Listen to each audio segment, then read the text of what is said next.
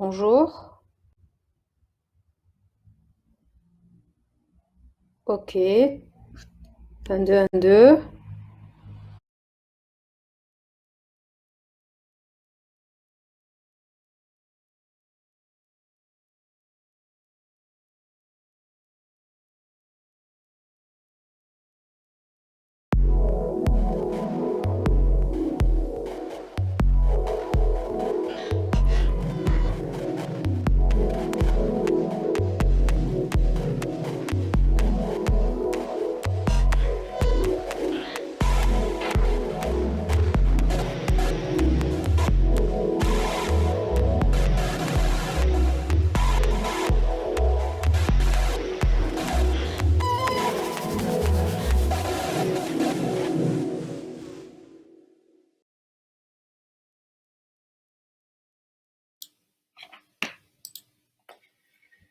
Voilà, on se retrouve pour débuter cet après-midi de la journée d'échange dans le cadre du festival Les Échappés.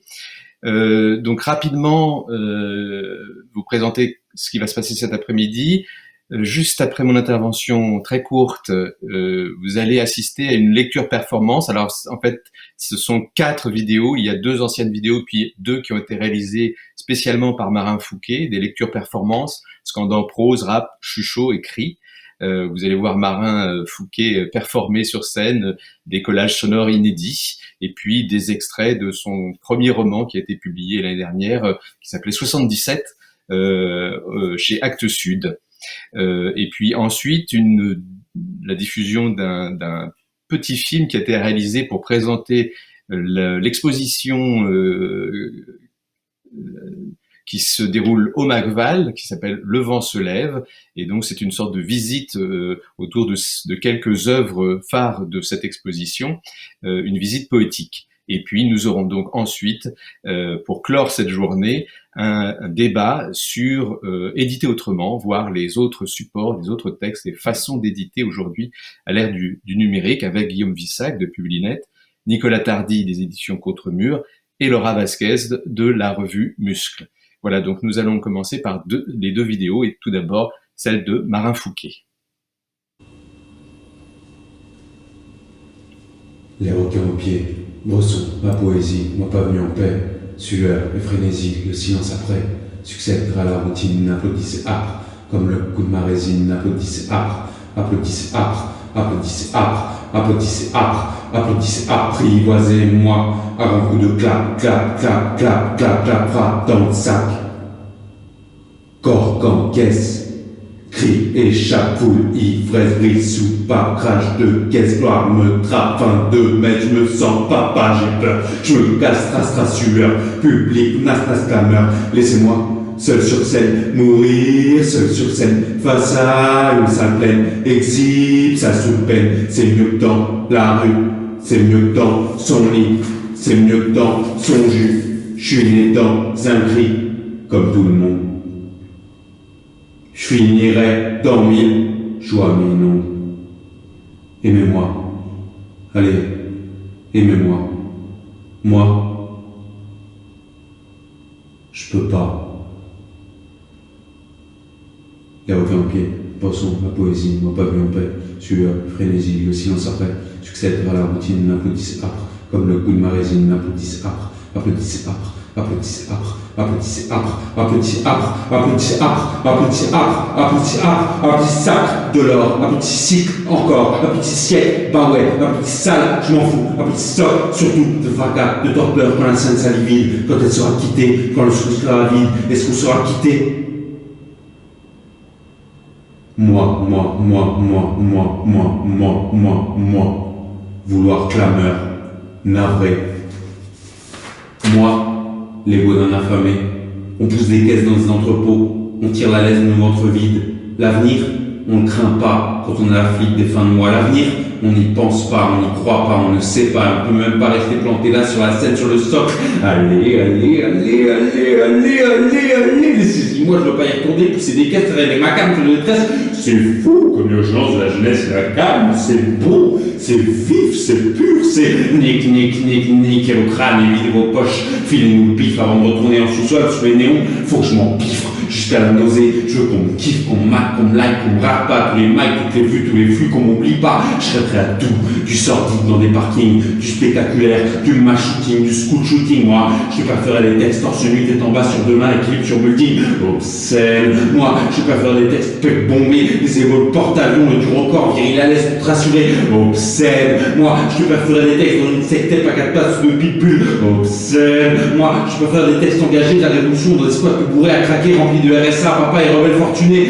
obscène, moi, je préfère des textes en immersion dans des camps de réfugiés, bonne conscience, morale, poésie, feu de bois pour naufrager, obscène, moi, je préfère des textes sur les salles à la scène d'un théâtre avec que des hommes blancs comme moi, toujours du côté du bâton comme moi, du bon côté du patriarcat comme moi, petits privilégiés en quête de frissons, il y a de ça, dans la salle, leur rappel, l'oppression, les dégâts de la banlieue, c'est des ondes que je connais même pas, du sexisme, du racisme, du validisme, de l'homophobisme, du transphobisme, tous les ismes que je ne très sûrement jamais dans ma chair, dans mon corps, mon caisson, obscène, obscène, obscène. Qu'importe, quitter le sous-sol, quitter le néon, quitter à nier, mourir sur scène, j'irai jusqu'au bout. Tant que je serai pas un kleps à clamser, qu'il y aura des likes à la clé, tant qu'il y aura des clap-clap exister, tant qu'il y aura la masse à regarder, tant que j'aurai pas ce reflet dans la glace à mater. Les requins en paix, poisson, ma poésie, ma pas venue en paix, sueur, frénésie, le silence après, succèdera la routine, applaudisse âpre, comme le coup de ma résine, applaudisse âpre, applaudisse âpre, applaudisse âpre, applaudisse âpre, applaudisse âpre, applaudisse âpre, applaudisse âpre, applaudisse âpre, applaudisse âpre.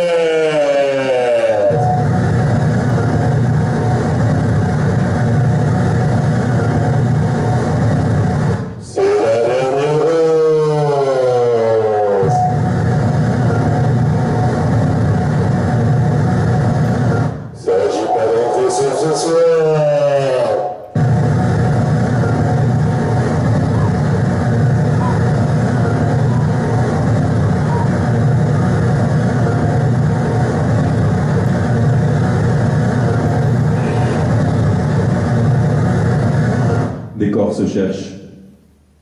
Dans la rue, dans les bars, dans la nuit, dans la brume, quelque part, dans les boîtes de nuit. Dans le cran, dans le noir, zappy, dans la masse, dans la glace, dans le lit. Dans les bras, dans les draps, dans les plis, dans les creux, dans les nœuds, même litanie.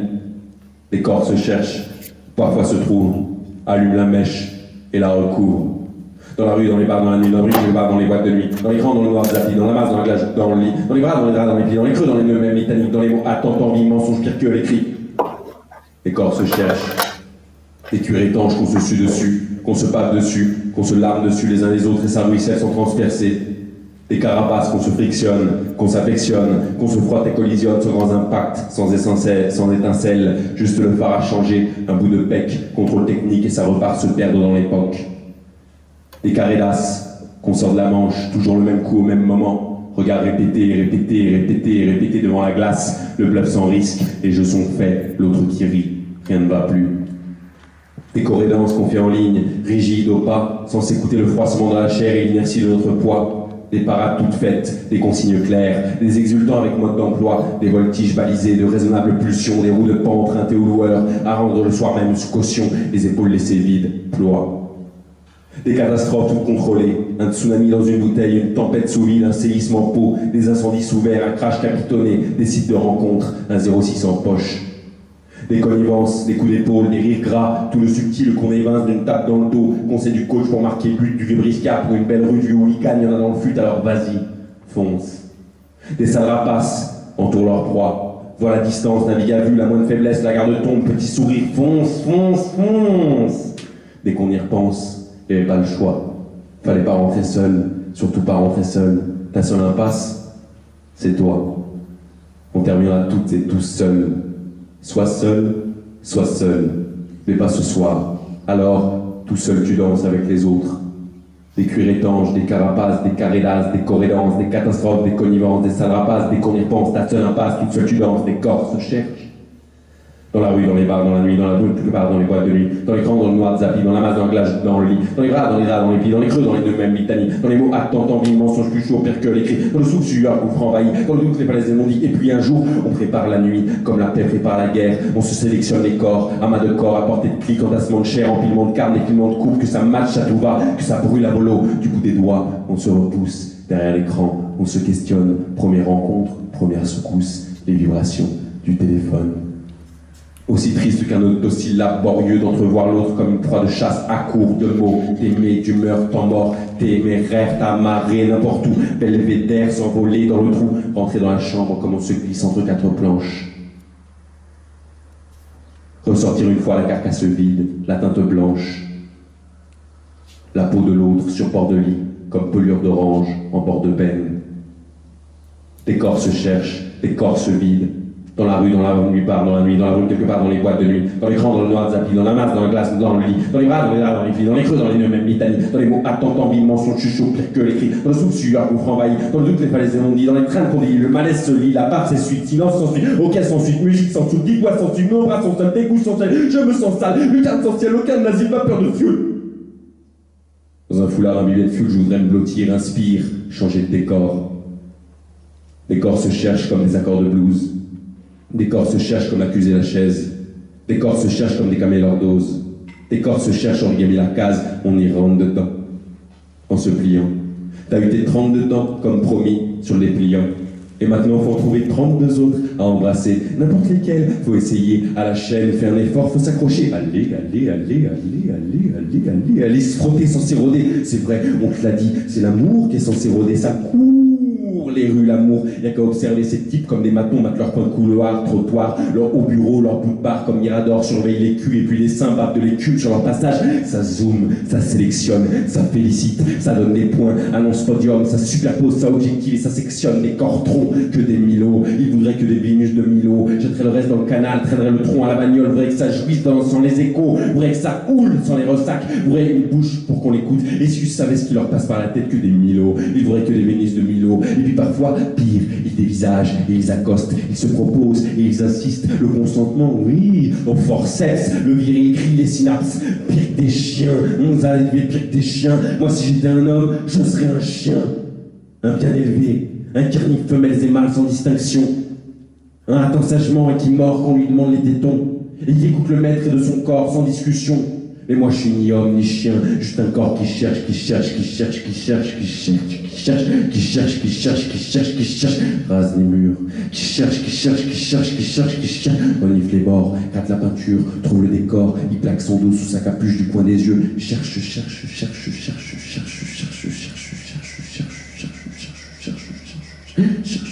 une lueur ou quelque chose de continu dans ses corps sous stroboscope, cherche, cherche, cherche, cherche, cherche, cherche, cherche, cherche, cherche, cherche, ou quelque chose de contagieux dans ses hérissons syncopes, cherche, cherche, cherche, cherche, cherche, cherche, cherche, et à petit s'oublie, fond dans le décor, ne cherche plus, croise un regard cru, qui cherche pas, lui non plus, qui cherche plus, traverse la piste, racle le sol, battement de cils, les yeux mi-clos, à contre-son, à corps perdu, on danse un slow. Slow, slow, ça laisse le temps. Slow, slow, rien ne projette. Slow, slow, que les éclats. Slow, slow, boule à facettes. Slow, slow, l'un contre l'autre. Slow, slow, comme de paume. Slow, slow, sur la briquet. Slow, slow, dans la tempête.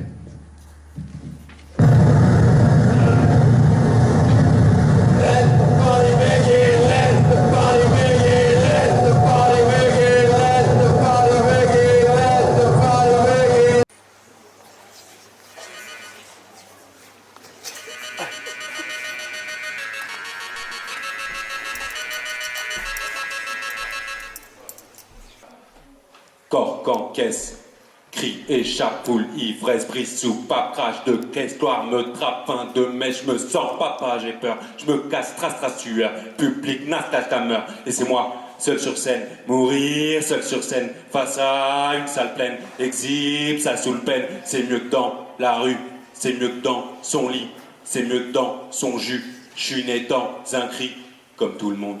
En fait, là, vous avez vu une espèce de croisement entre deux performances, une qui s'appelle Dernier Slow. L'autre performance qui est croisée avec, c'est une performance qui s'appelle 7-7 Mitraillette, qui est autour du roman 7-7, et qui parle de beaucoup de choses, qui parle de ce territoire, mais qui parle aussi de la question de la déconstruction de la masculinité. Les rodins se taisent dans les coins, vomissent dans leurs mains. Et puis comme je m'y cramponnais de toutes mes forces, comme j'y mettais ma vie et mon honneur à me recroqueviller au sol, fœtus sur carrelage froid, il m'attrapait à plusieurs, me soulevait du sol et me mettait sous les pommeaux, tout abîmé.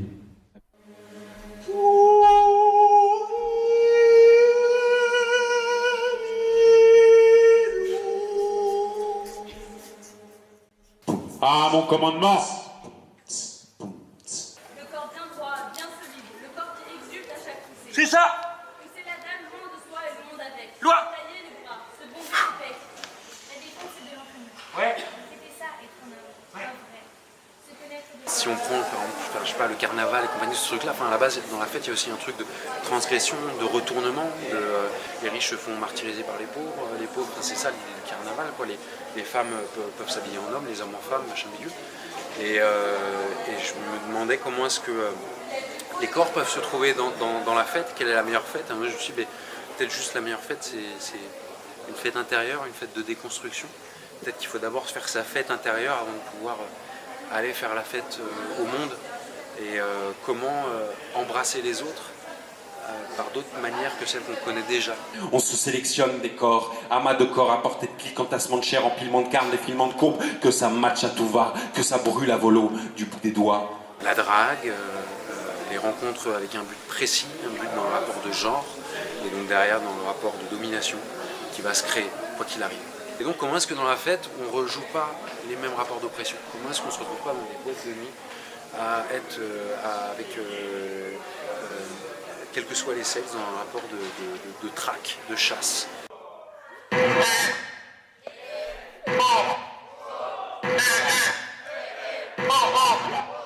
J'ai hâte de voir les photos, les vidéos de notre parade. Merci beaucoup. Merci.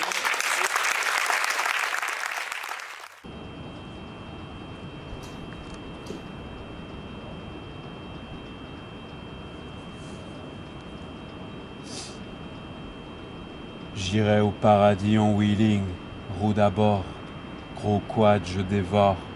La route, les souvenirs, un chemin pour revenir, sain et sauf. J'en doute. J'irai au paradis en wheeling, gyrophare, sirène, crie trop fort, serein comme jamais, dans le tumulte des années. En vain, en rond, en chien, sans plomb, sans fin, sans fond, sans rien, sans son, sans fin, tes sons déclin, sans nom. J'ai zoné. J'irai au paradis en wheeling, death mort. En vrai, j'ai mes torts. Aimais-tu? Non. Et mes torts. Dis, amertume? J'irai au paradis en wheeling, vitesse, quitte mon corps, vétuste, sémaphore, la lumière me traverse, serre-moi fort, double voix en reverse. J'irai au paradis en wheeling, écoute, bruit du moteur, accélère, écarte, boue et matière, accélère, escorte, bulle et terre, accélère, écart, bordel mastar, accélère, décor, bol de terre, accélère, gros score, l'eau qui de l'or, accélère, escar, Lego de l'art, accélère, d'équerre, mur dans la hure, accélère, hagard, corps et raccord, accélère, regard, coule le décor, accélère, rancœur, fuit les icar, accélère, bastos, file les plafards, accélère, accélère, accélère, accélère, j'irai au paradis en wheeling, accélère, j'irai au paradis en wheeling, accélère, j'irai au paradis en wheeling, accélère, j'irai au paradis en wheeling, accélère, accélère, accélère, accélère, j'irai au paradis en wheeling, accélère, accélère, accélère, accélère, accélère, accélère, accélère, accélère, accélère, accélère,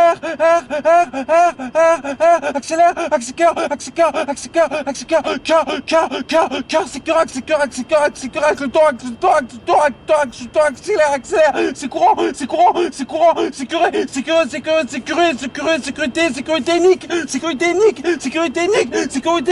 je courais, c'est carté, mur, c'est caché, mur, c'est caché, mur, c'est carté, mur, c'est caché, mur, c'est carté, mur.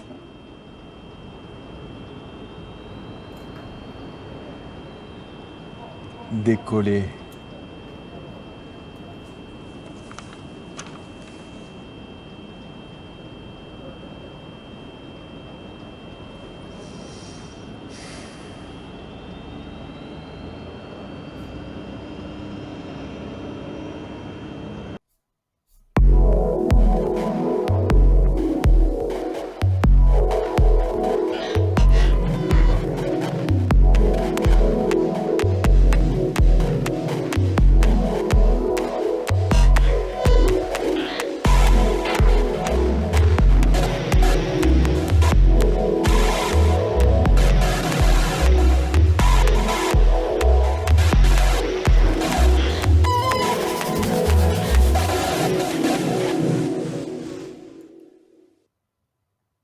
Le vent se lève, une exposition d'œuvres de la collection du Magval. Cette exposition nous propose de nous pencher sur les relations entre l'humanité et la nature. Nos rapports avec la Terre, la planète dont nous sommes nés, le sol qui nous porte, les éléments et les autres vivants qui l'habitent. Les relations diverses et contradictoires qui nous lient, le respect, la fascination, la convoitise, la curiosité, l'indifférence, l'oubli.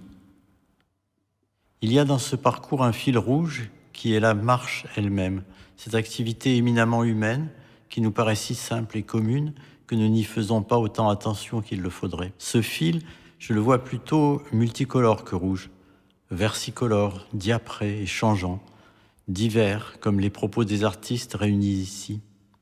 Hommes et femmes de générations et d'origines variées, dont les voix singulières se répondent et provoquent des échos sans fin dans l'esprit des visiteurs. Nous sommes ici devant une œuvre de Pierre Malfait intitulée « L'arbre et le lierre ». On dirait un arbre. Il est fait de morceaux de bois assemblés par des vis, des boulons. On voit des câbles électriques qui alimentent des néons, des tubes fluo en forme de feuilles de lierre qui grimpent le long de l'arbre. On voit les câbles, on voit les transformateurs qui alimentent en haute tension. Les branches sont toutes tenues, toutes raides, toutes lisses.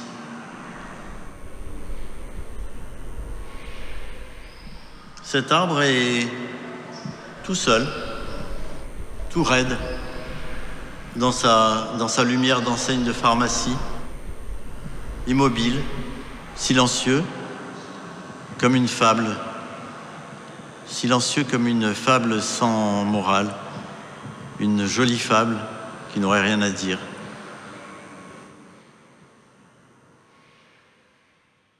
Thomas Vinault, Bleu de travail. Le message. Le vent souffla dans les grands arbres. Toute une rumeur frémissante vint envahir la nuit. La jupe courte du peuplier se souleva dans l'obscurité. Le vieux tilleul gonfla le torse. Les pins ricanèrent. Les acacias titubèrent. Les lauriers propagèrent la rumeur jusqu'à la route. Les arbres se passaient le message du vent comme des chiens hurlant d'une lune à l'autre. Immobiles, les rongeurs et les insectes écoutaient. Les humains, comme à leur habitude, n'entendirent rien.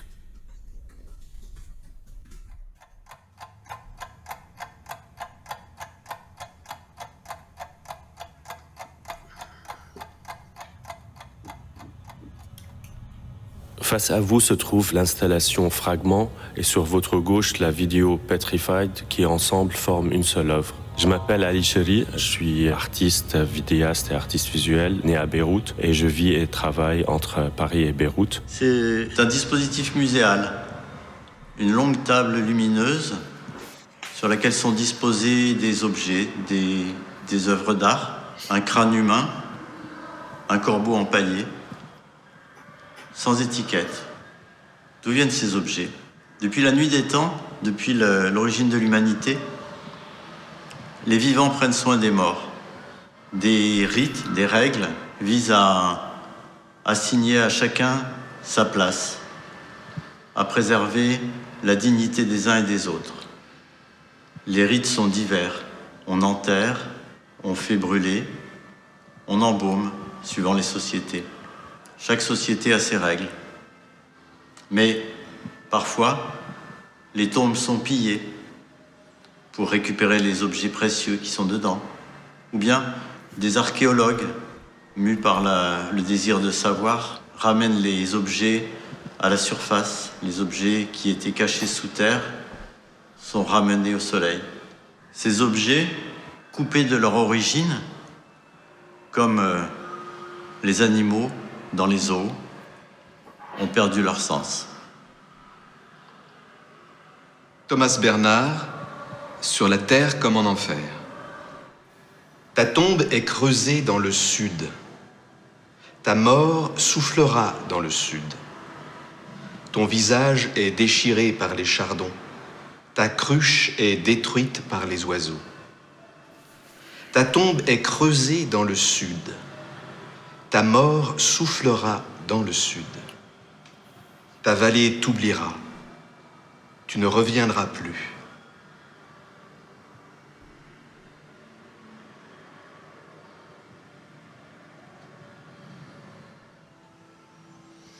Laure Prouveau, relique numéro 6.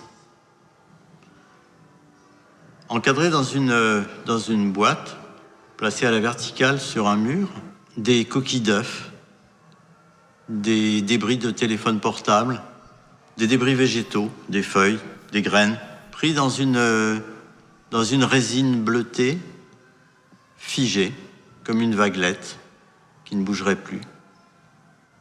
À côté, un cartel qui donne des précisions spatiales et temporelles. Ça serait à Los Angeles, le 18 avril 2016. Et une phrase étrange qui raconte des circonstances, un événement improbable. A fish was seen eating a raspberry just before it crystallized. Avec ces quelques objets rassemblés en une image et quelques mots écrits à côté, Laure Prouveau nous propose une autre réalité, quelque chose comme un récit de science-fiction. Christophe Fiat, un nouveau culte. Relique déjà, comme si un nouveau culte avait vu le jour sans que l'on s'en aperçoive. Coquilles et téléphones cassés. Qui a bien pu laisser ça derrière lui? Si c'est un homme, tout va bien. L'histoire des saints ne fait que continuer dans ses petites convulsions patriarcales. Mais si c'est une femme, c'est étrange. À moins qu'elle ne soit une cyborg tout droit sortie du cerveau de Donna Haraway, hybride de vivant et de machine, dont l'image est ironique. A fish was been eating a raspberry just before it all crystallized. C'est comme ça que s'intitule cette œuvre. Ce qui veut dire en français, un poisson a été vu en train de manger une framboise juste avant que tout ne se cristallise.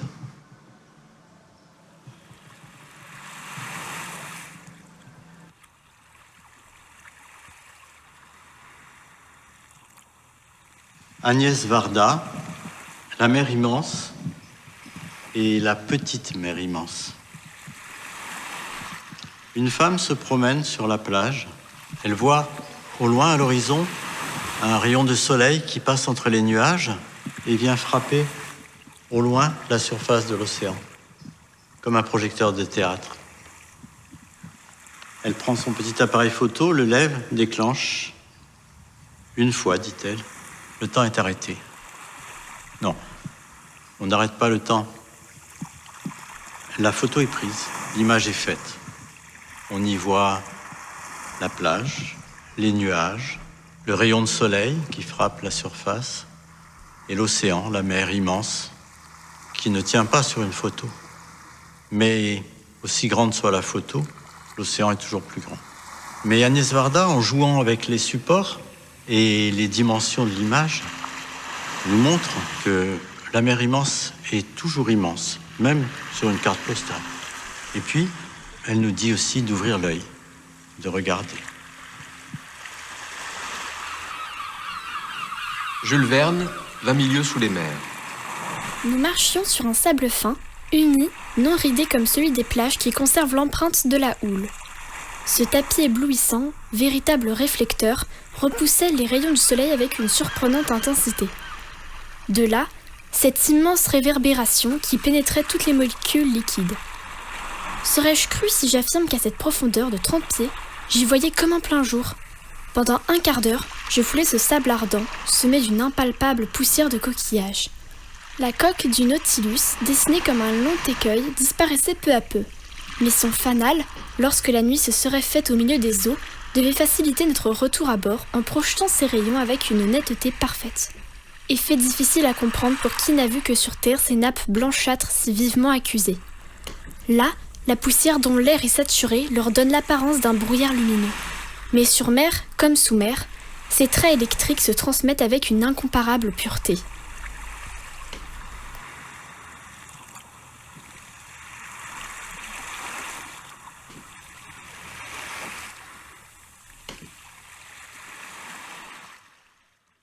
Une œuvre de Charlotte Charbonnel, Paléomancie. Paléomancie est réalisée à partir de compas d'épaisseur. Ce sont des instruments qui servent dans différents corps de métier, surtout pour les potiers. C'est un compas qui n'est pas droit, qui est arrondi volontairement pour pouvoir prendre l'ouverture d'un col d'un pot et de le reproduire à l'identique. J'ai voulu réaliser une sculpture dont je ne connaissais pas la forme finale, en multipliant, en redessinant cette forme du compas d'épaisseur pour jouer sur sa taille et faire une sculpture qui viendrait rendre visible l'empreinte, de donner à voir une forme qui n'existe pas. C'est un instrument géant pour inventer comme des sculptures en négatif à l'intérieur de ce squelette.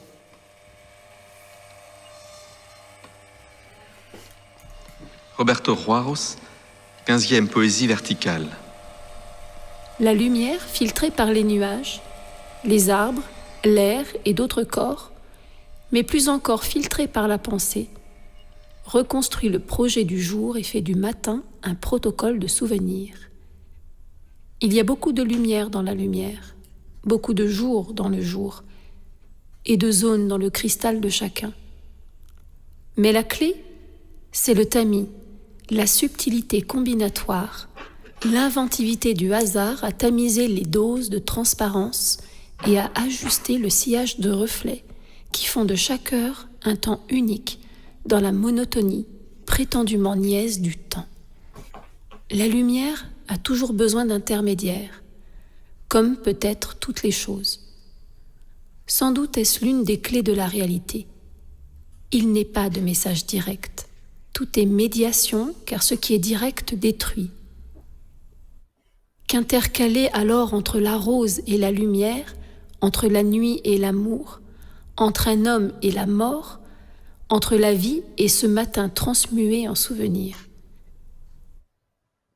Que mettre entre ce qu'est une chose et cela qu'elle n'est pas, pour qu'elle puisse l'être? Comment tamiser la distance entre nous et l'absence pour trouver à la fin notre présence?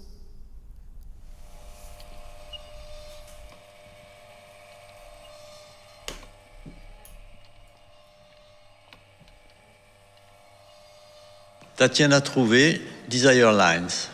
En réponse à une commande de la ville de New York, d'une œuvre pour Central Park, Tatiana Trouvé nous propose cette œuvre monumentale. Sur ces 212 bobines que vous voyez là, sont enroulées des cordes qui matérialisent 212 chemins, 212 voyages à travers les allées de Central Park. Chacun de ces tourets porte une plaque métallique sur laquelle est précisé les coordonnées du sentier et une référence à un événement, une marche historique ou bien une œuvre d'art qui a un rapport avec la marche.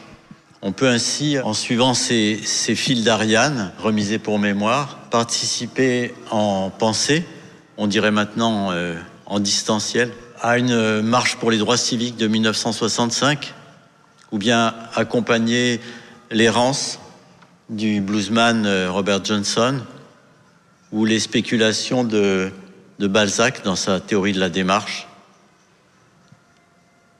Roberto Juarros, 15e poésie verticale.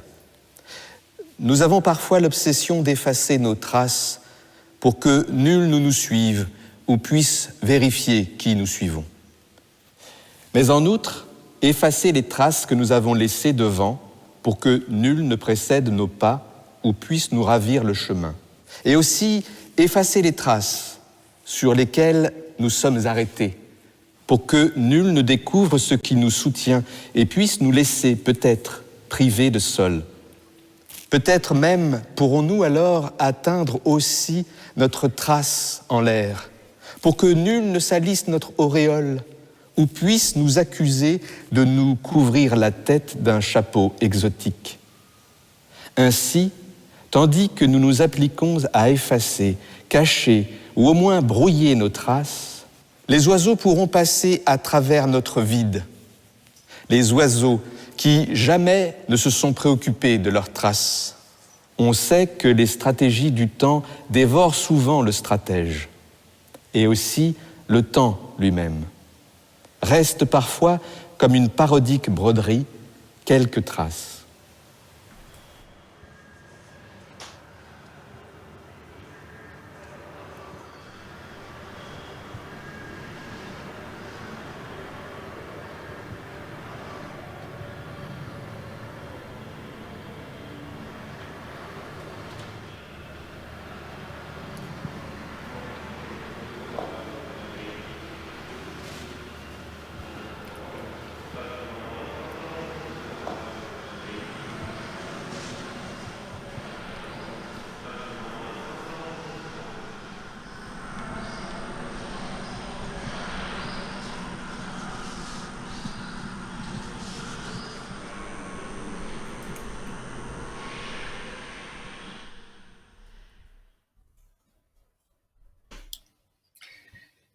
Voilà, nous allons du coup commencer le deuxième débat de la journée qui a pour thème « Éditer autrement, autre support, autre texte, autre façon d'éditer.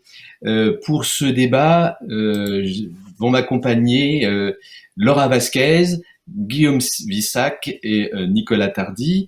Alors, je vais les présenter rapidement et puis ensuite nous discuterons ensemble.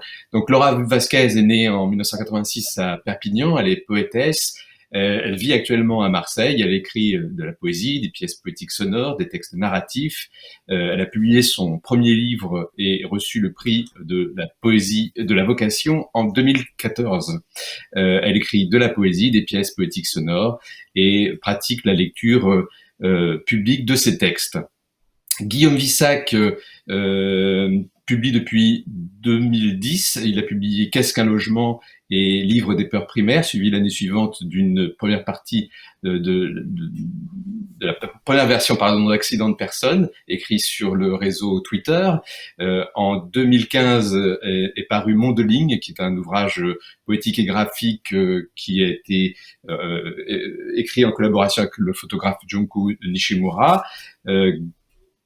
Parallèlement à ses activités d'auteur, Guillaume Vissac traduit de l'anglais vers le français. Voilà. Et Nicolas Tardy, donc, qui est né en 1970, il vit lui aussi à Marseille. Il publie sur divers supports imprimés et numériques, collabore avec des artistes et des musiciens. Il co-dirige avec Caroline Cherb les éditions Contre-Mur. Il est cofondateur de Calopsite, qui est une association d'action culturelle ayant pour objet de travailler la langue par le biais de l'oral ou de l'écrit grâce aux apports du numérique et d'explorer les possibilités du numérique en lien avec la littérature. Donc avec le web, les façons de lire et d'écrire ont évolué et influencent nos modes d'écriture et de lecture, et puis aussi donc d'édition. Vous êtes chacun d'entre vous à la fois auteur et éditeur. Laura Vasquez avec la revue Muscle, Nicolas Tardy avec les affiches puis les livres numériques publiés aux éditions Contre-Mur, et Guillaume Vissac pour les livres numériques et imprimés de Publi.net. J'aimerais, pour qu'on commence ce débat, d'abord que vous présentiez chacun à tour de rôle votre principale activité. Donc je vais commencer avec Laura, si tu veux bien. Est-ce que tu peux du coup nous présenter ton travail autour de la revue Muscle? Salut, bah oui, pas de problème. Je peux vous présenter la revue Muscle, qui n'est pas du tout ma principale activité, mais une petite activité parallèle, je dirais. Alors, la revue Muscle. Donc, je vous montre, c'est comme ça. C'est une toute petite revue colorée. Voilà, et on est deux à s'en occuper. Donc, je la co-dirige, je la co-anime avec Roxana Hachemi, qui travaille justement à la Marelle avec Pascal. Et Roxana fait beaucoup de traductions aussi. Donc, Muscle, c'est une petite revue papier qui se présente sous cette forme. Donc, à chaque fois, on publie deux auteurs, autrices. Voilà, donc c'est toujours deux textes de deux auteurs différents. On publie beaucoup de traductions de différentes langues. On a publié des auteurs chinois, islandais, nord-africains, des États-Unis, du Mexique, d'Espagne, Angleterre, Iran. Donc on publie beaucoup de traductions et on est très attentive à ce qui existe, disons, dans le champ poétique contemporain. On regarde un petit peu ce qui existe partout et pour ça, on se sert pas mal d'Internet pour justement voir ce qui existe dans les autres pays. Et que dire d'autre? Muscle, c'est une revue qui existe depuis 7 ans maintenant, donc ça devient une vieille revue. Et à chaque fois qu'on sort un numéro, en temps de non-Covid, on organise un événement. Donc nous, on est basé à Marseille, donc souvent c'est à Marseille. En ce moment, on a une collaboration, une sorte de partenariat avec un lieu à Marseille qui s'appelle Montevideo. Donc à chaque fois qu'on sort un numéro, on fait une présentation à Montevideo, mais il nous arrive aussi de faire des présentations ailleurs. Bon, par exemple à Paris, à Genève, à Lyon, à Bordeaux. On en a fait un peu partout des présentations de Muscle. Et comme on a beaucoup d'auteurs et d'autrices qui vivent à l'étranger, eh bien, on n'a pas forcément les moyens de les faire venir. Donc, on leur demande de nous envoyer des vidéos de lecture qu'on diffuse lors des soirées de présentation et de lancement des numéros de Muscles. Ces vidéos, par la suite, on les poste sur une chaîne YouTube dédiée à la revue Muscles. Donc voilà, je pense que le nom de la chaîne YouTube, c'est Revue Muscles. Et sur cette chaîne YouTube, on trouve une sorte de vidéothèque de lecture en différentes langues, de différents auteurs et autrices. Et voilà, c'est plutôt une revue de littérature orientée poésie, même si on publie également des romanciers, romancières, on publie aussi parfois des images et parfois des sortes d'essais. Donc c'est très ouvert, le seul critère étant que Roxana et moi considérions que cette écriture existe aujourd'hui. Voilà. Voilà pour la présentation de Muscles. Merci. Juste pour préciser une petite chose par rapport à Muscles, du coup, en termes de diffusion, comment ça se passe? Alors en termes de diffusion, ça se passe assez simplement.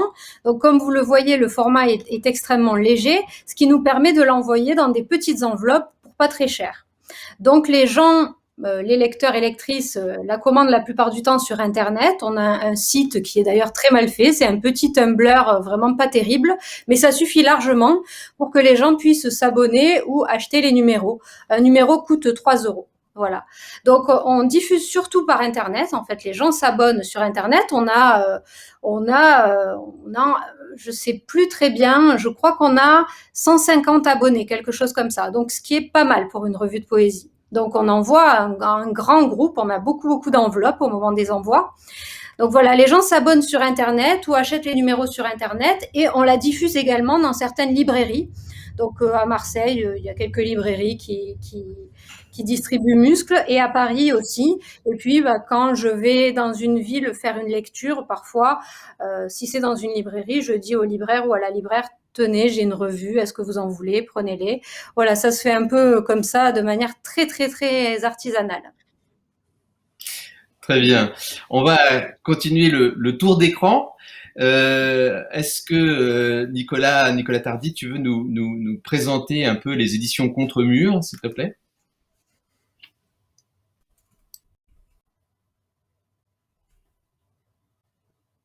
Alors, donc Contre-Mur a été créé en 2009, donc par Caroline Cherb et moi-même. Ça faisait suite à d'autres expériences de revues, d'organisation, d'événements autour de la poésie.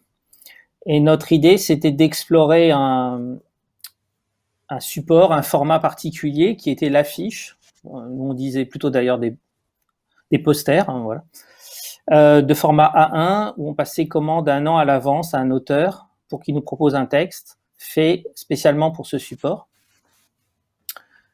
qui n'était pas un extrait d'un travail à venir, qui n'était pas un document promotionnel, mais qui vraiment fonctionnait sur cet objet particulier. On en a fait 12. Après, on a publié un DVD. Voilà, là, j'ai fait un peu une entorse à la règle que je m'étais fixée, c'était de ne pas me publier. Donc là, c'était un DVD que j'avais fait suite à un travail en collaboration avec Frédéric Lutz, une artiste. Et puis, on a décidé de changer de support, mais de continuer à explorer des modes de lecture particuliers en faisant du livre numérique, puisque Caroline Cherb est web designer et s'était formée pour faire du livre numérique, avec dans un premier temps l'idée d'accepter à la fois des travaux qui seraient réfléchis sur le plan du multimédia, on va dire, voilà, avec différentes possibilités, combinaisons avec des images, du son, etc. Mais aussi des travaux qui auraient été un peu trop longs pour une revue et trop courts pour une édition papier standard. Parce qu'on était à un moment où des publications papier, je pense notamment aux éditions Contre-Pied, qui faisaient des petits formats A5 d'une vingtaine de pages, arrêtaient, et qu'il nous semblait qu'il y avait un petit manque, on va dire, dans le paysage éditorial au niveau de la taille de ces textes. Donc on était quand même dans des formats à la homothétique, comme on a pu l'évoquer ce matin. Et puis, au bout de quelques temps, on a décidé d'arrêter aussi ça et d'être vraiment concentré que sur des livres numériques pour lesquels le numérique était un apport pour la navigation, le son, les images, peu importe. Voilà. Qui soulève des questions chez les auteurs, évidemment, chez les lecteurs, mais ça, on va en reparler, j'imagine. Voilà. Merci. Et donc, pour terminer cette présentation, est-ce que Guillaume Vissac, tu veux nous présenter Publinet ? Oui, alors les éditions Publinet existent maintenant depuis un peu plus de 10 ans. Elles ont été créées en 2008. Elles ont eu diverses formes puisque ça a été une aventure collective. Là, pour parler de notre forme actuelle, on est un éditeur à la fois imprimé et numérique. Alors numérique dans le sens où on publie nos livres en livre numérique, donc en format EPUB majoritairement. On ne s'interdit pas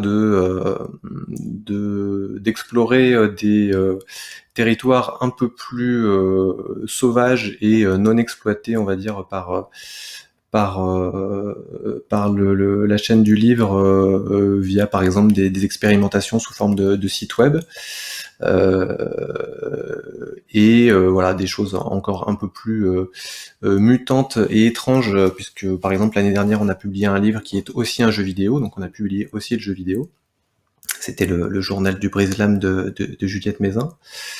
Et on publie à la fois de la poésie, mais on a différentes collections, donc on va publier aussi bien de la fiction, avec des énergies poétiques le plus souvent, des essais, des récits de voyage ou des univers un peu plus particuliers, comme par exemple la collection Archéo-SF qui retrouve des trésors des prémices de la science-fiction du début du XXe siècle ou de la fin du XIXe siècle. Donc on est sur des énergies un peu on va dire entre les genres, puisque c'est le type de littérature qui nous intéresse, souvent avec une part poétique assez développée. Et alors pour en montrer peut-être quelques-uns, si on me voit bien. Voilà, donc on est sur ce type d'objet en imprimé, et on inclut à la fin de nos livres papier toujours un code pour pouvoir récupérer la version numérique sans coût supplémentaire, dans l'idée de pouvoir proposer au lecteur, plutôt que d'opposer les formats comme on le fait souvent dans la communication, dans le marché du livre, de proposer un petit peu des expériences complémentaires, et que les lecteurs papier puissent découvrir le numérique et l'explorer et l'exploiter autrement. Ça paraît intéressant et louable.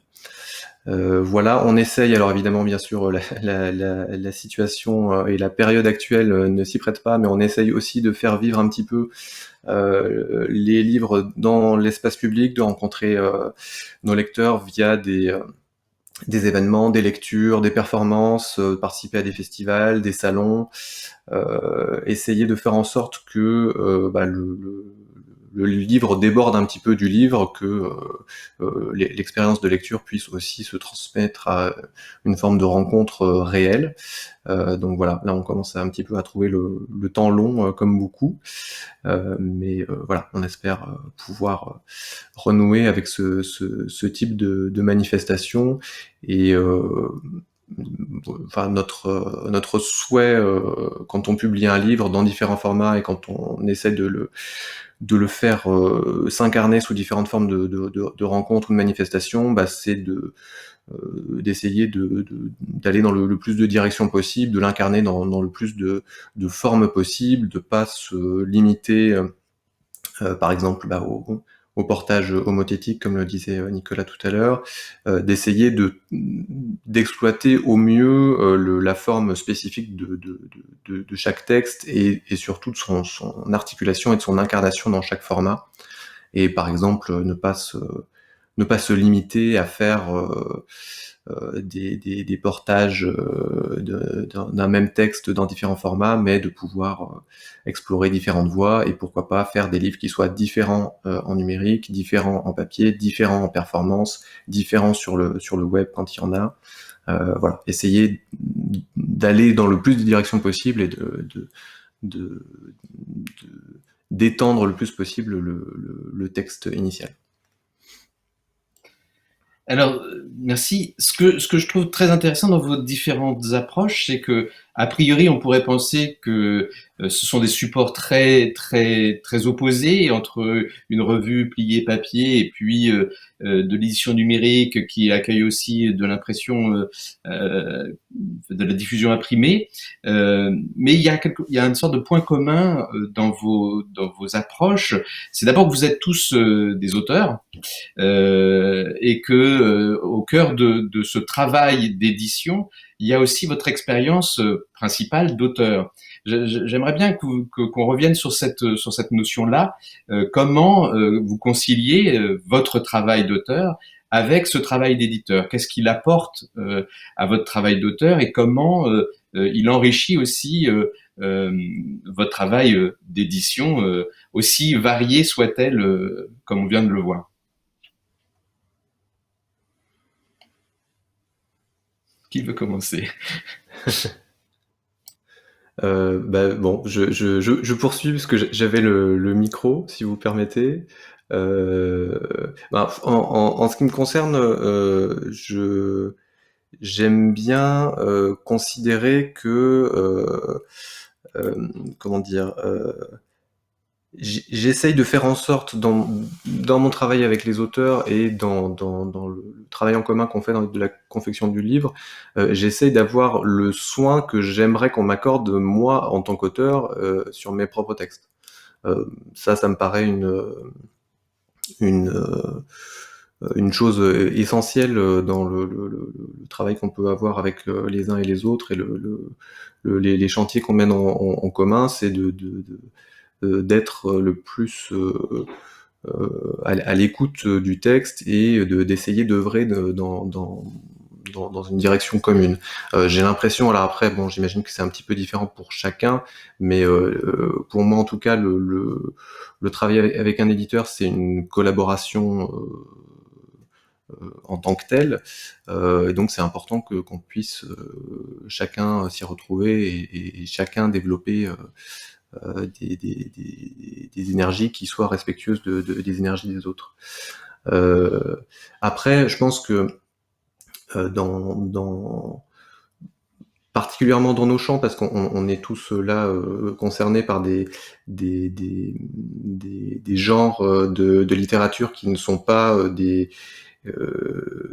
forcément des genres soumis à la diffusion, à la distribution industrielle, on va dire. Donc on est un petit peu en marge des contraintes qu'on peut trouver dans la chaîne du livre en ce qui concerne par exemple le roman. Mais en tout cas, je pense que le fait d'avoir également une activité créatrice et une activité d'écriture, ça me permet peut-être d'être plus réceptif et plus en phase avec des projets dont, disons, pour le dire pudiquement, la viabilité économique ne va pas de soi. Donc voilà, je suis pas sûr, par exemple, que il y a beaucoup d'éditeurs à qui on aurait proposé de faire le jeu vidéo du Journal du Breslam et qui se seraient dit allez hop, banco, on y va, c'est là qu'il faut aller. Je pense que ça aurait fait peur à beaucoup d'autres éditeurs. Ça nous a fait un petit peu peur aussi, hein, on va pas se le cacher. Mais en tout cas, voilà, de comprendre un petit peu de l'intérieur comment la démarche de création s'opère et comment se mène un projet, en tout cas, j'ai le sentiment que ça m'aide à pouvoir m'y investir un peu différemment et à y trouver ma place au niveau créatif. Merci. Laura, éventuellement, sur cette question? Oui, alors, bon, en fait, je vais parler des deux sens. Donc, est-ce que la revue m'aide ou produit quelque chose sur mon écriture? Ça, c'est un sens. Non, pas du tout. Ça n'a pour moi aucun rapport et aucun lien. Voilà. Par contre, est-ce que le fait que j'écrive a une incidence sur la revue? Bah, sans doute, parce que comme j'écris, je lis, et comme je lis, bah, j'essaie de me tenir quand même au courant de ce qui existe aujourd'hui. Donc voilà, ça permet de publier des textes sans être trop éloigné de ce qu'est peut-être la littérature aujourd'hui. Donc en ce sens-là, peut-être que ça communique. Mais dans mon cas, ça communique, je pense, très très peu, en fait, la revue et mon écriture. J'ai vraiment des sortes de murs entre les choses que je fais, et la revue et mon écriture. Il y a un gros mur au milieu, voilà. Je ne sais pas si j'ai très bien répondu à la question, hein, j'ai répondu à l'instinct. Voilà. Si, tout à fait, tout à fait. Et pour toi, Nicolas, est-ce que c'est séparé ou au contraire, il y a vraiment des interactions et des liens entre les deux? Moi, je vais rejoindre un peu mes deux camarades. Je pense que c'est l'activité de lecture, en fait, qui fait le lien. Voilà, donc quand je lis différentes choses, ça va nourrir mon travail d'écriture. Et puis parfois, ce que je lis, c'est des propositions d'auteurs pour être publiées. Après, le lien pour parler comme Laurent, un peu dans l'autre sens, entre ma pratique et celle d'éditeur, je dirais que si en tant qu'éditeur, il y a eu ce questionnement sur l'affiche, puis sur le lyrique, sur différents supports, et même sur le livre en dehors de ça, c'est parce qu'en tant qu'auteur, je me pose ces questions-là. Moi, je viens d'études d'art visuel, j'ai découvert la poésie contemporaine en étant étudiant en art, en découvrant aussi le livre d'artiste. Donc, il y a ce rapport à l'objet de lecture, on va dire, à l'expérience de lecture, qui est au cœur de ça, que ça soit en cliquant sur des liens hypertextes, en regardant un texte qu'on déplie dans une affiche. Voilà, je pense qu'il y a cette expérience c'est toujours la lecture qui est au centre, je pense. Très bien, merci. Alors, vous avez plusieurs activités d'auteurs, on l'a vu, d'éditeurs et d'accompagneurs de ce que vous aimez lire et ce que vous voulez faire découvrir. Mais vous avez aussi, alors pour Nicolas et pour Laura, une activité autour de l'atelier d'écriture. Et j'aimerais bien qu'on puisse discuter un peu de ce que ça apporte aussi, cet atelier d'écriture. Est-ce que l'un et l'autre, vous pouvez évoquer votre approche par rapport à ça sur l'atelier d'écriture? Alors, juste pour préciser, tu dis, enfin, je sais plus exactement comment tu l'as dit, mais tu as dit, vous publiez des textes que vous aimez ou qui vous plaisent ou quelque chose comme ça. En fait, dans Muscle, Roxana et moi, on ne publie pas des textes qu'on aime, pas forcément. Parfois, ce sont des écritures qui ne nous touchent pas, auxquelles on n'est pas sensible, vers lesquelles on n'irait pas, des auteurs qu'on ne lit pas. Mais on essaie de refléter les choses qui existent aujourd'hui, en fait. Et même si ce sont des écritures ou des pans de la poésie ou des pans de la littérature qui nous intéressent très peu ou auxquels on est très peu sensible, eh bien, on considère que dans ce champ-là, qui existe, eh bien, c'est ce qu'il y a peut-être de plus juste en ce moment. Donc voilà, petite nuance, petite précision, parce que c'est vrai qu'on aurait tendance à croire qu'on publie uniquement ce qu'on aime ou ce qui nous touche. Or, je pense que c'est pas toujours le cas. Surtout dans le cadre d'une revue qui paraît assez régulièrement. Pour nous, c'est tous les 3 mois. Je pourrais pas publier tous les 3 mois des textes que j'aime parce qu'il y en a pas assez. Donc voilà. Alors après, j'enchaîne sur les ateliers d'écriture. Alors pour les ateliers d'écriture, effectivement, comme Nicolas, j'anime pas mal d'ateliers d'écriture, donc parfois en chair et en os, donc dans divers établissements, dans divers contextes. Donc je fais collège, lycée, je fais aussi des masterclass à l'université, parfois des workshops en école d'art. et parfois avec des publics dits spécifiques, par exemple dans des prisons ou dans des centres sociaux.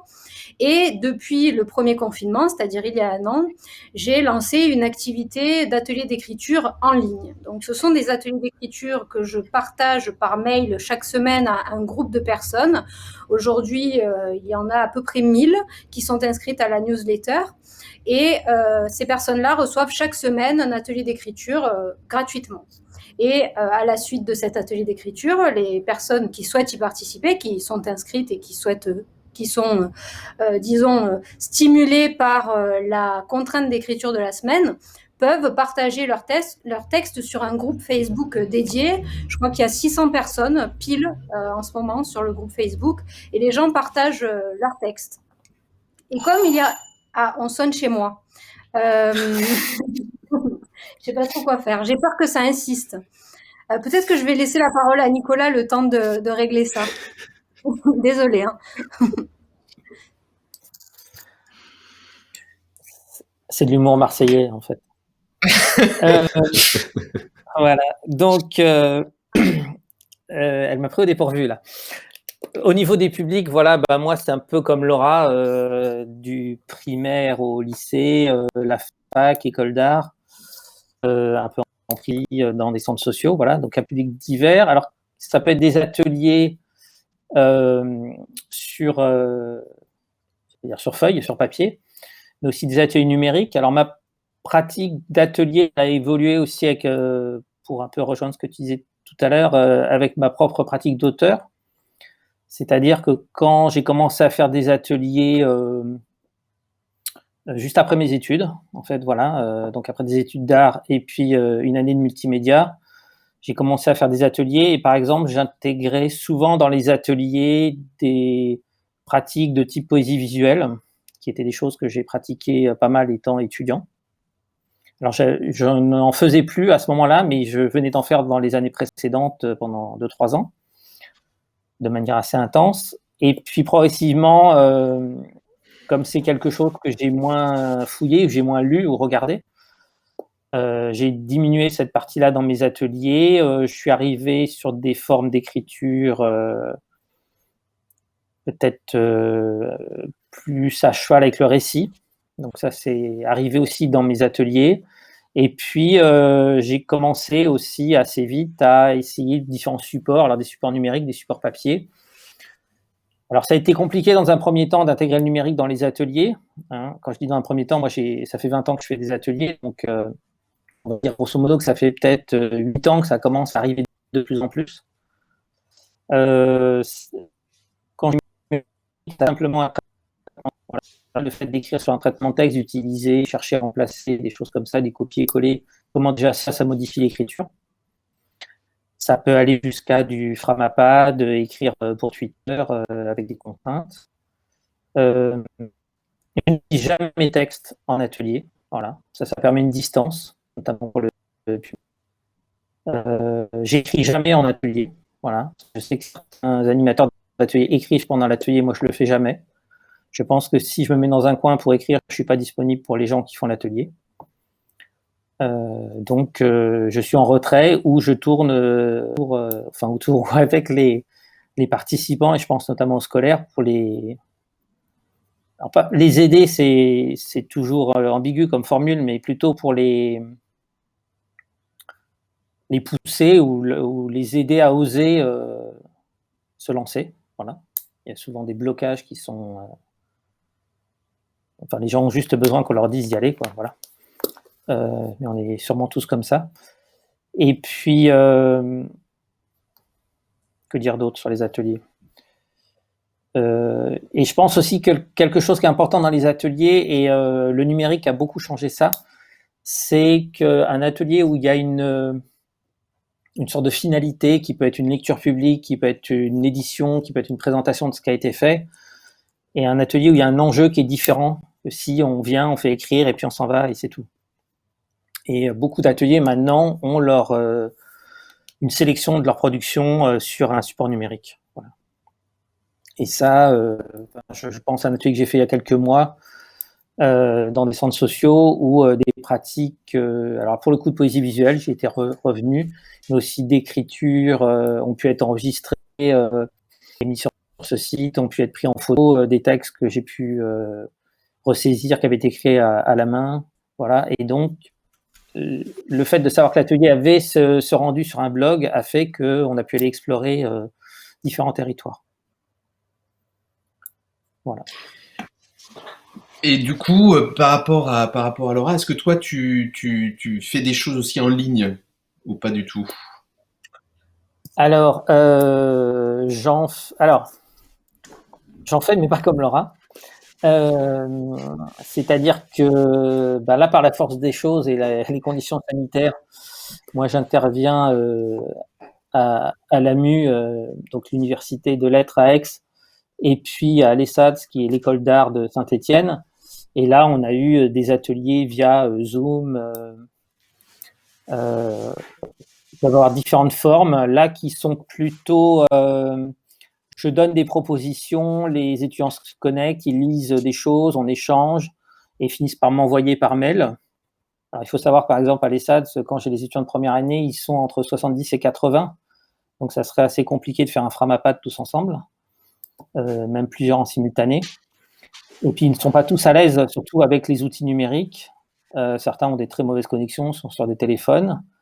Et là, avec les étudiants de l'AMU qui sont en L2, qui ont d'ailleurs Pascal aussi, c'est le même groupe. En ce moment, par exemple, j'ai des cours avec eux et de faire un travail sur 3 semaines en petits groupes où ils devaient aller chercher un contenu sur Internet, quel qu'il soit, et produire un travail littéraire, mais qui pouvait intégrer d'autres choses, du son, de l'image, qui aurait une finalité en ligne. Donc, ils se sont mis sur des groupes sur Discord et ils se sont groupés par des groupes qui varient de, si ma mémoire est bonne, de 2 à 5. Et certains font des vidéos qui sont des faux documentaires dont ils écrivent le texte. Certains font des sites, des sortes de sites parodiques, voilà, différents types d'œuvres. Donc là, les productions seront numériques. Et donc, Laura, tu es revenue parmi nous. Nicolas parlait des ateliers qui ont une finalité pour lequel on va créer un objet, un travail ensemble. Dans le cadre des ateliers que tu fais en ligne, j'ai vu qu'il y aurait bientôt une revue. Est-ce que tu peux nous parler de ça et du lien, du coup, pourquoi il y a eu besoin de cette revue et comment ça permet d'aller plus loin que un groupe Facebook ou un compte Tumblr, etc. Oui, alors donc désolée pour tout à l'heure. Donc je disais que effectivement les participants aux ateliers d'écriture ont la possibilité de partager leurs textes sur le groupe Facebook, ce que certains et certaines d'entre eux font assez régulièrement et d'autres un peu moins qui préfèrent seulement me les envoyer par mail ou simplement ne pas les partager. Et c'est vrai qu'au fil des posts sur ce groupe Facebook, eh bien, les textes s'accumulent et forcément, à mesure, les textes disparaissent. Donc c'est un petit peu dommage. C'est un petit peu dommage et un des participants très assidus des ateliers d'écriture a eu l'idée de mettre en place une revue numérique dans laquelle on publierait certains textes des participants qui souhaitent voir leurs textes publiés, donc des textes peut-être retravaillés dans le but justement de les publier.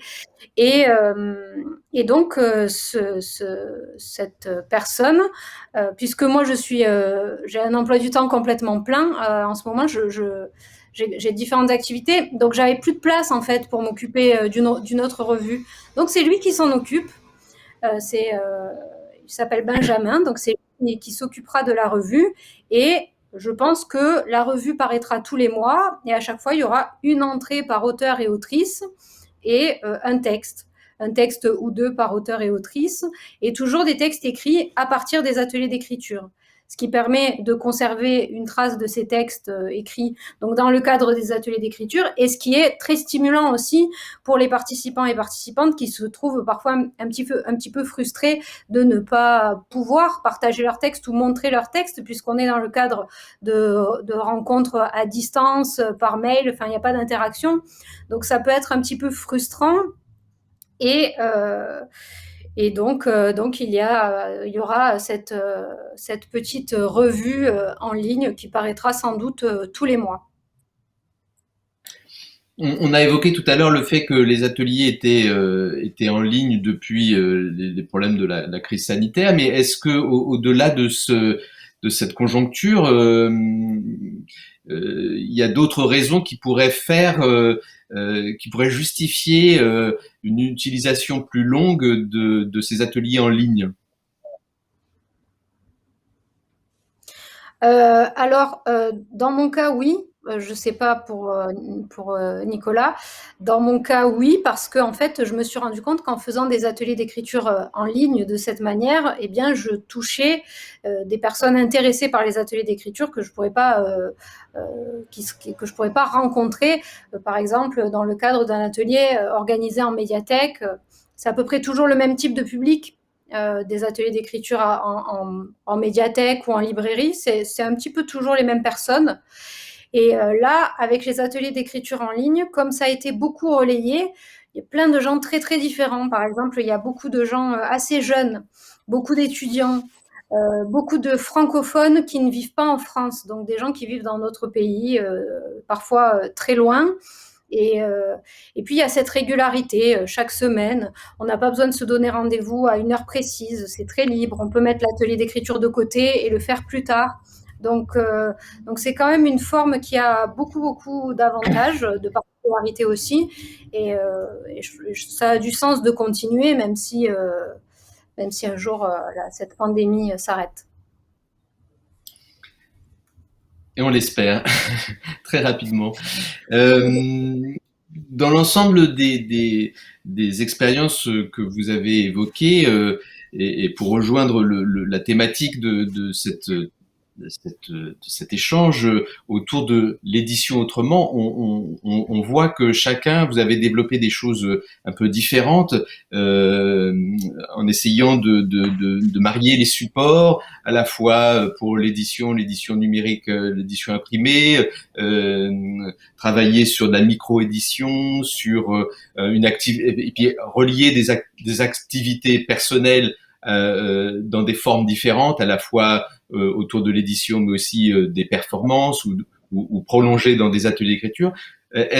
J'aimerais bien avoir votre sentiment, votre position par rapport à ce travail que vous menez en tant qu'éditeur, chacun à votre niveau par rapport à ça.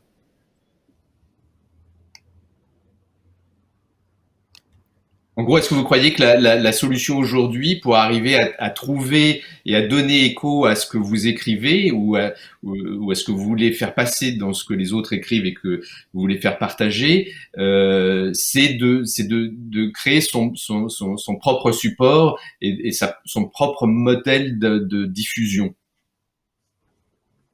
Bon, je me lance dans une tentative de réponse. Oui, c'est une réponse très brève. Non, mais je pense effectivement que oui, enfin, c'est ce que tout le monde fait. Ne serait-ce qu'avec nos pages personnelles sur nos divers réseaux sociaux, nos chaînes, je sais pas, nos chaînes YouTube, nos blogs, et ben, à une échelle un petit peu plus large, quand c'est un groupe d'écriture, et on fait ça, on peut faire ça, et c'est effectivement une manière de donner à voir et à lire ce qu'on fait. Je sais, par exemple, qu'à une certaine époque, je publiais pas mal de vidéos de lecture sur YouTube. Aujourd'hui, j'en publie plus. Ça fait je pense que ça doit faire quelques années même que j'en ai pas publié. Mais je pense que certaines de mes vidéos ont été beaucoup plus vues et certains de mes textes plus entendus que tous mes livres réunis ou toutes mes publications réunies. En fait, c'est une manière directe de toucher plein de personnes très différentes et pas seulement les personnes qui circulent dans les cercles légèrement restreints et parfois un petit peu opaques des amateurs de poésie qui sont souvent eux-mêmes des poètes.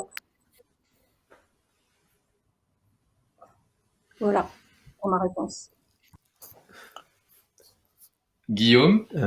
Ouais, alors moi en ce qui me concerne, j'ai l'impression à la fois dans mon activité d'auteur et d'éditeur qu'il y a il y a une espèce de hiatus entre ce qu'on veut faire, ce qui nous paraît le plus intéressant créativement parlant et le plus vivant en termes de création et la direction dans laquelle on doit aller si on veut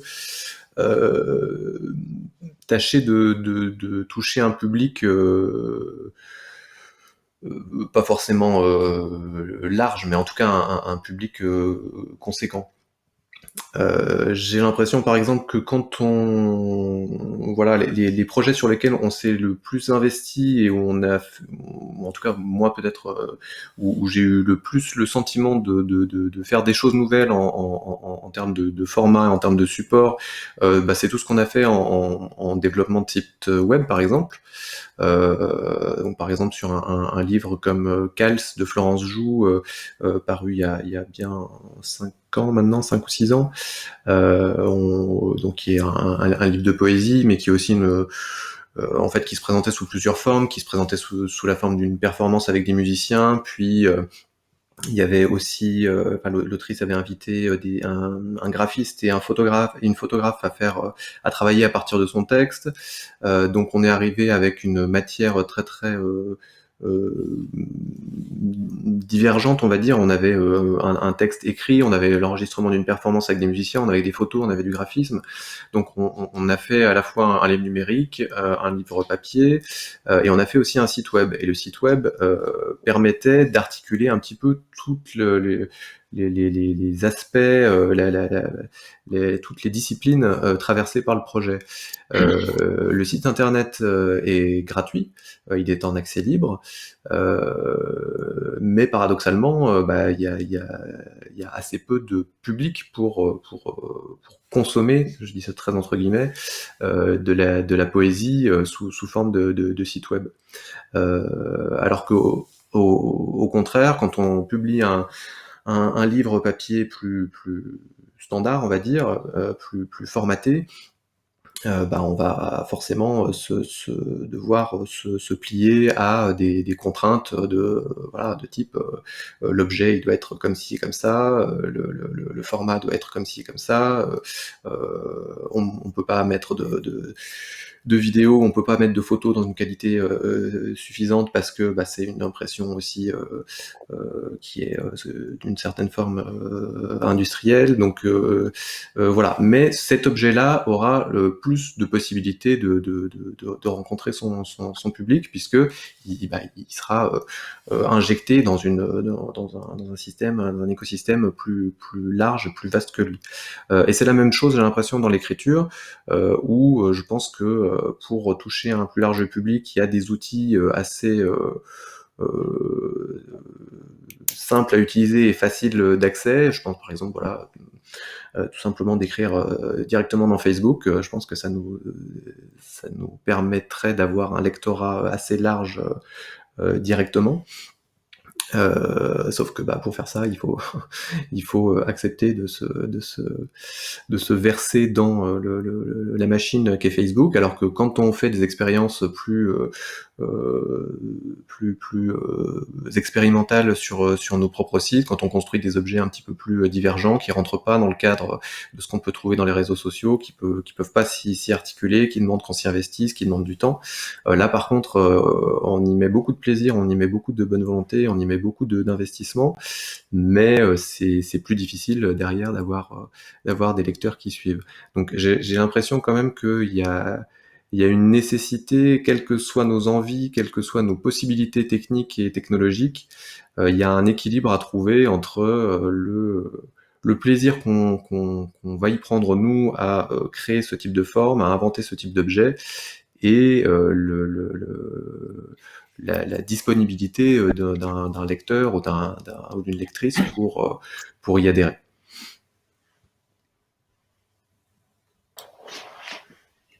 Oui, Nicolas, ton point de vue sur ce... Ouais. Donc, je tentais de dire oui et non. Parce que, en fait, je pense pas que les outils qu'on fabrique, quand je dis outils, ça peut être une chaîne YouTube ou faire effectivement un site, ils remplacent pas ce qu'il y a déjà. Donc, je pense qu'on a toute une palette comme ça et justement, comme dit Guillaume, il y a aussi des passerelles qui vont se faire. Voilà, le livre va être lu en public avec les musiciens, va devenir une performance qui pourrait être refilmée, transformée par la vidéo. Et donc, il y a tout un jeu de ça qui va pouvoir se faire. Donc, toutes ces choses-là s'additionnent. Et c'est vrai que les formes les plus expérimentales et donc les moins commerciales, si on veut que le jour, il faut mieux s'en charger nous. Quand je dis nous, c'est auteurs et éditeurs de textes qui ne seraient pas mainstream. Et ça a toujours été comme ça. Je pense que c'est pas nouveau ce rapport au commerce dans la littérature. Et voilà. Et donc il y a des choses qui peuvent avoir une place chez un éditeur papier, par exemple, et qui auront d'autres choses à côté. Et puis il y a des choses qui ont tout de suite une forme qui n'est pas standardisée et qui vont être tout de suite faites sur Twitter ou sur le net. Et voilà. Après, si cette séparation, elle reste, les formes en dehors du livre, elle reste dans les marges, c'est aussi avec le peu d'écho qu'on peut avoir sur la presse littéraire, par exemple, qui est quand même à 99,9% axée sur ce qui est publié par des éditeurs papier. Enfin, moi, j'ai le souvenir quand on a lancé les livres numériques pour Contre-Mur, on en a sorti 4 en même temps. On les a envoyés à beaucoup de monde pour les services de presse. On a eu beaucoup de mails qui nous ont demandé « D'accord, mais vous n'auriez pas le vrai livre papier à nous envoyer ?» Alors qu'on avait des livres avec de l'interaction. Enfin, on expliquait bien que c'était qu'un livre numérique. Et pourquoi c'était qu'un livre numérique ? Donc, les auteurs, artistes, producteurs alternatifs sont peut-être en avance sur le gros de l'édition, mais ça aussi, c'est pas tout nouveau. Voilà. Oui, je crois qu'effectivement, il y a un... Pardon, oui, Guillaume, vas-y. Pardon, non, désolé. Oui, non, je voulais rebondir sur cette question de la presse. Clairement, pour une partie de la presse littéraire, enfin pour une grande partie de la presse littéraire, le livre numérique, on l'a vu arriver. Si on accepte le côté est-ce que le livre numérique va tuer le livre papier, et etc., l'espèce de débat qu'on se farcit depuis 10 ans, on a l'impression que le livre numérique est arrivé l'année dernière pendant le confinement, parce que d'un coup les livres papier n'étaient plus achetables, donc il fallait quand même mettre il fallait fondre la critique littéraire dans ce qui restait du commerce, et donc là on a mentionné les livres numériques, on a indiqué on parle d'un livre que vous pouvez pas acheter en librairie, mais tout va bien, il est quand même achetable en livre numérique. Et voilà, depuis on a un peu plus la mention de ce genre de choses, mais même pour aller au-delà de ce que dit Nicolas, qu'on traverse également, je crois qu'il y a comment dire, il y a un désintérêt total de la presse littéraire pour ce qui ne se vend pas, et ça pose question. C'est-à-dire, par exemple, que je pense à un exemple assez flagrant de ce qui est le plus, peut-être le plus inventif et le plus iconoclaste en création littéraire de ces 20 dernières années. Je pense au collectif Général Instinct. Général Instinct, il a eu droit à sa double page dans Libé le jour où il y a un livre par papier qui est sorti. Donc tant qu'il n'y a pas d'actualité éditoriale, un événement littéraire ou une énergie littéraire, une manifestation littéraire ou tout simplement une construction n'a pas sa place dans la presse. Et voilà, et vous verrez jamais ou très peu d'articles qui va parler d'un site internet en libre accès sur lequel il n'y a pas de monétisation, il n'y a pas d'achat à faire. Donc c'est un gros problème, je trouve, dans notre plus que dans notre rapport au numérique, dans notre rapport à l'objet marchand. Voilà. Il ne s'agit pas vraiment de traiter de littérature, il s'agit de faire la promotion de produits culturels. Mais c'est bien pour ça aussi que vos expériences me semblent intéressantes, c'est que vous êtes au-delà de ça, c'est-à-dire que vous essayez, alors peut-être un peu moins pour Publinet parce que voilà, mais vous essayez quand même de développer des choses, d'inventer des supports de diffusion, des rencontres avec le public qui sont en dehors du marché justement, et c'est ce qui fait l'intérêt de vos expériences. Je pense par exemple, il y aurait des choses intéressantes à faire avec, enfin, vous en faites sans doute d'ailleurs et souvent avec des bibliothèques, essayer parce que c'est quand même un des endroits où le non marchand est présent, ou en tout cas devrait être de plus en plus présent. Est-ce que vous avez les uns et les autres des expériences par rapport à ça?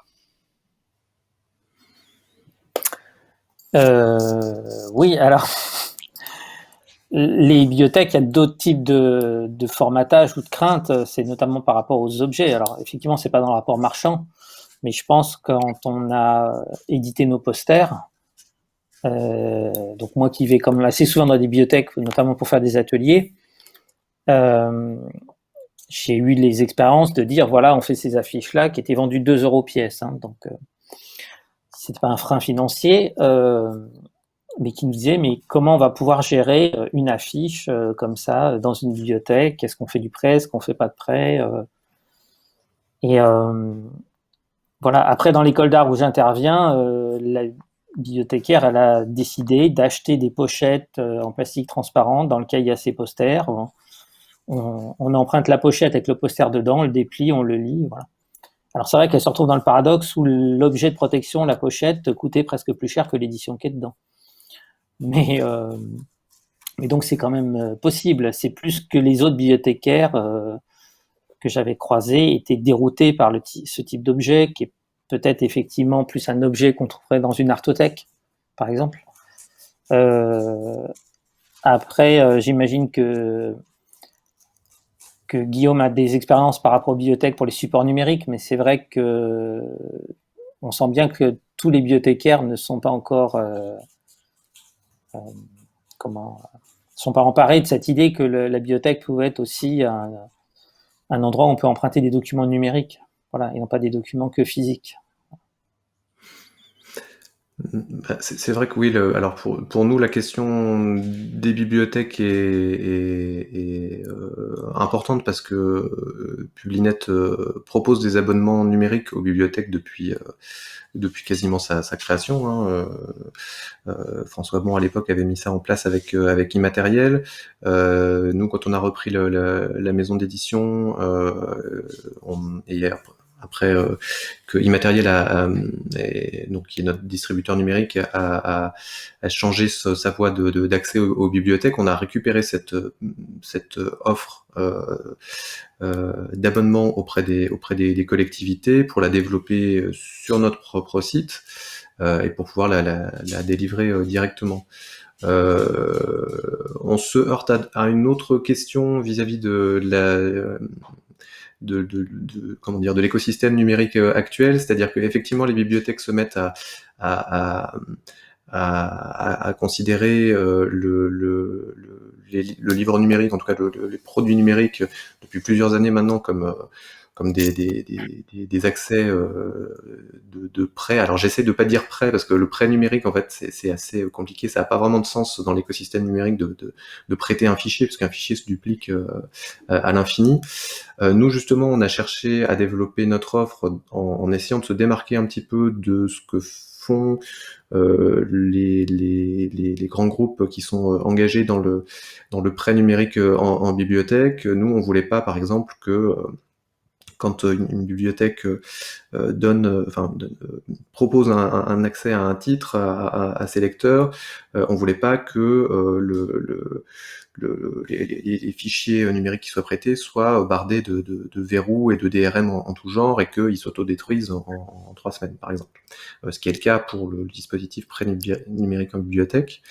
Nous, on voulait justement pas faire de prêt, on voulait mettre des fichiers à disposition pour que les lecteurs puissent les récupérer, puissent les installer sur le matériel de leur choix, pour qu'ils aient pas à galérer en essayant de comprendre ou à ne pas comprendre comment fonctionnent les systèmes de droit, de ne pas être forcé d'utiliser tel logiciel ou telle application, de pas se retrouver à se demander si leurs données de lecture sont exploitées ou non. Donc voilà, pour nous le plus simple c'était de mettre les livres numériques à disposition plutôt, et après faire confiance et aux bibliothèques et aux usagers pour qu'ils les exploitent et qu'ils les utilisent correctement, justement. Le tout évidemment en rétribuant les auteurs derrière. Donc ça a été une machine assez complexe à mettre en place. On l'a mise en place.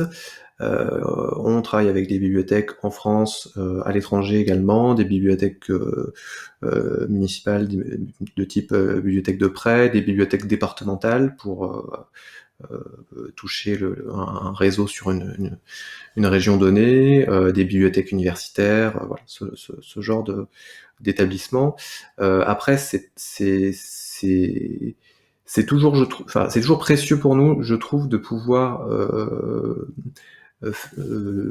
partager nos livres dans des circuits qui sont des circuits finalement parallèles à la vente directe de livres, qui sont des circuits parallèles à la chaîne du livre, qui échappent un petit peu au côté commerce, justement. Après, c'est un peu compliqué parce que il y a énormément d'établissements qui sont, alors pour des raisons voilà, qui leur sont propres, ou des raisons politiques, des décisions d'acteurs locaux, qui décident de passer par un système unique, donc celui dont j'ai parlé tout à l'heure, prêt numérique en bibliothèque, qui voilà, pour centraliser sur un seul système et donc du coup ne pas explorer d'autres offres alternatives. Donc c'est un petit peu difficile, je trouve, pour nous d'arriver à faire valoir un petit peu l'originalité et les spécificités de notre offre, quand à côté, voilà, il y a des décisions qui sont prises un peu plus en haut lieu de favoriser tel ou tel dispositif qui favorise en gros le fonctionnement des grands groupes éditoriaux, quoi. Laura, toi, par rapport à la revue, est-ce que par exemple elle est diffusée en bibliothèque? Alors oui, elle est diffusée dans certaines bibliothèques qui nous font des demandes, hein, qui passent commande sur le site. Donc elle est diffusée dans pas mal de bibliothèques. Surtout des bibliothèques d'université, des bibliothèques d'écoles d'art. Voilà, et quelques bibliothèques municipales, médiathèques. D'accord. Alors, je ne sais pas si vous avez des choses à ajouter, mais je pense qu'on a un peu fait le tour des questions que je voulais vous poser. Avant de se quitter, j'aurais juste voulu savoir quels étaient vos projets personnels, voilà, indépendamment des revues ou de Publinet ou de Contre-Murs, mais voilà, vos projets personnels. Si c'est pas trop indiscret.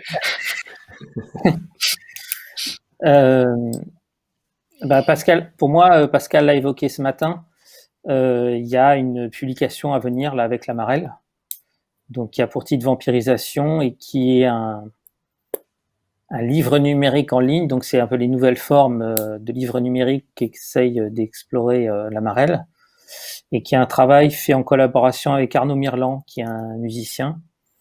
Donc on pourra avoir une lecture linéaire à travers des textes que j'ai faits, une lecture non linéaire, donc hypertextuelle. Également, on aura accès à des chansons qui sont faites d'après certains des textes de cet ensemble. Et on pourra naviguer entre tout ça. Très bien, merci. Laura? Oui, alors de mon côté, j'ai mon premier roman qui paraît à la rentrée. C'est le livre sur lequel je travaillais ces dernières années.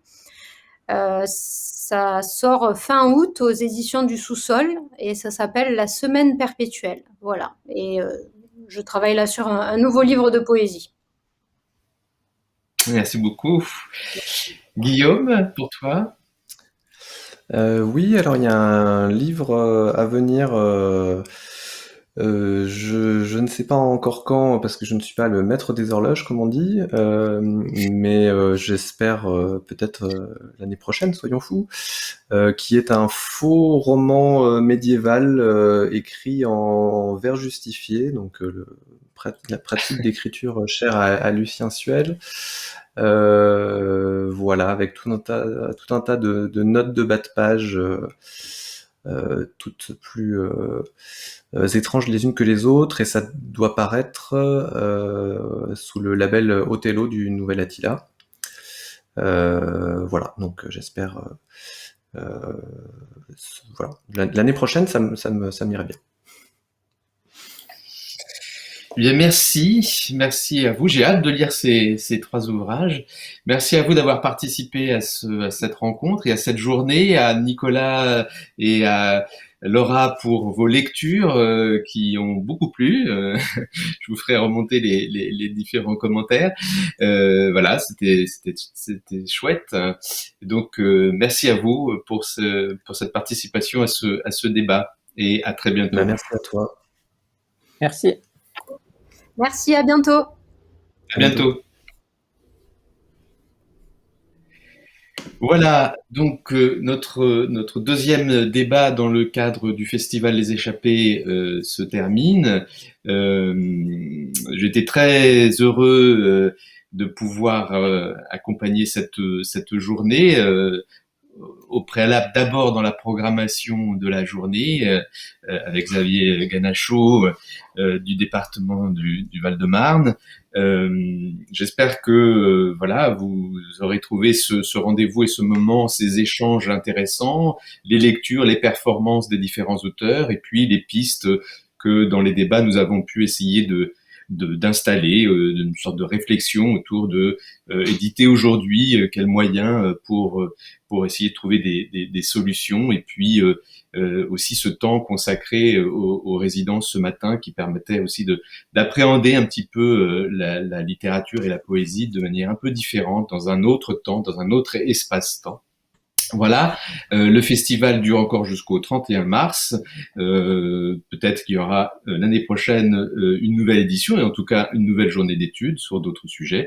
En tout cas, pour ma part, je vous remercie de votre attention. L'ensemble de la journée a été enregistré, et du coup vous pourrez la réécouter les lectures, les performances et les débats.